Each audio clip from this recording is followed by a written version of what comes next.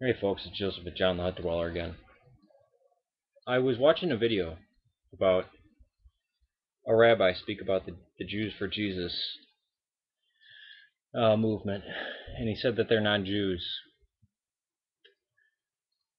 And he went into why Jesus can't be the Messiah and, what constitutes a Jew and all this kind of stuff. Which to me seems excessively ridiculous, ignorant, and stupid. Because what he listed as things you need to be a Jew would only encompass his sect of orthodoxy, which is Talmudic Judaism. It would seem that he would reject Karaites and other mystical sections of Judaism, which of course he does not.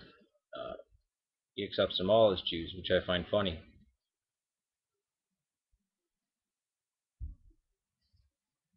So let's go through the reasons why Christianity is an abomination and Jesus' name should be wiped from the face of the earth, which is what these people believe. God is one. There is only one God. Therefore, the Trinity cannot be accepted by anybody. Well, that's nuts. Except for the fact that the Zohar divides God into 10 parts.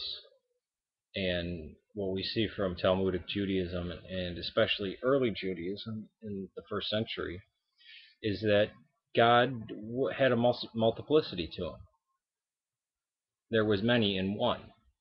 They already had this idea. The Trinity wasn't something that just came about, just cause they needed to fit Christianity together. No, the Jewish concept of God was widely expanded, and there were some sects of Judaism that believed Moses was God, or that the Enoch, who became Mediel or whatever, forget the name of it.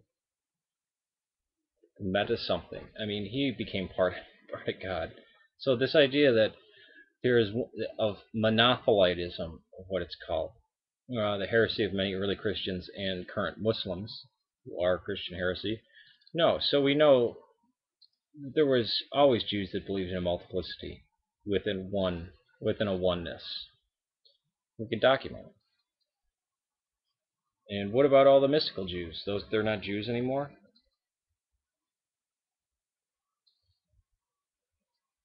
Second thing I want to touch on. Jesus can't be the Messiah. Why? Because we read in Maimonides what constitutes a Jew. Well, Maimonides lived 1,000 years after Jesus. Maybe a little bit less, maybe 800 years. Maybe I'm being too much. Maybe 800 years. 800 years to 1,000 years after Jesus, when Christianity was well established, and so was Islam. Now do we come to recognize, what would the Messiah be? And they say, Jesus doesn't fulfill all the things for the Messiah because the world's still crummy, it's still a crappy place. Well, I want them to show me, where do they say here's a messianic passage and here's one that's not? Because it's not clear. In fact, you could make an argument that nowhere from Genesis to Kings is there any mention of a Messiah at all. And you may be right in saying there's not. These messianic passages are only one looking back. The problem with I think, especially Talmudic Jews and the Jews that believe in the Tanakh, is that in the book of Daniel, we're only given a short period of time where the Messiah can come. And that ended at the end of the first century. You're given a total map of this is when he's going to come. That's why the Galilee and all of Judea and Samaria were a hotbed of messiahs. There were so many messiahs, so-called messiahs, beginning in the first century BC into the first century AD. And there's a good reason for that, is because that's when the book of Daniel says he's going to come. Now, the Jews also recognize Isaiah 53, the suffering servant, as a messianic passage. Well, how is the Messiah going to come and be beaten and killed and displayed for the world in the first century. And then, because there were groups like the Sadducees that believed in two messiahs, not one. There could be a priest and a king, because they had to fulfill these parts. And some groups believed during the first century, some Jews believed that there'd be four messiahs, four people who would take the role of messiah. So this idea of, okay, this X, Y, and Z is what the Messiah will do.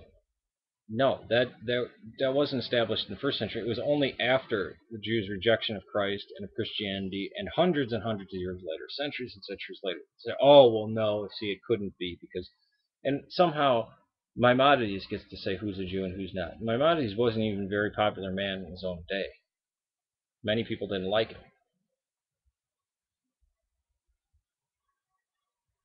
So you can't be a Messiah can't die.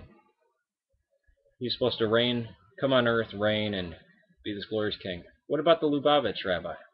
He's dead. Are they not Jews anymore? I mean, the double standards that this rabbi has set up, and I've heard it from many Jews versus Christian arguments. They bring up these arguments, but they will never apply them to themselves. They'll never say, "Oh, but wait, this would set us outside of Judaism." Do they do that? No. Are there some Jews that do? Yeah, I actually know a Karaite who is heavily critical of Talmudic Judaism, just as I am. Of course, I don't believe in Talmudic Judaism. But I just wanted to point these just two glaring inconsistencies out. So, where is the Messiah that Daniel prophesied? What is he, late? Is he not running on God's time? Is he out to lunch? I just wanted to point those two bits of hypocrisy out.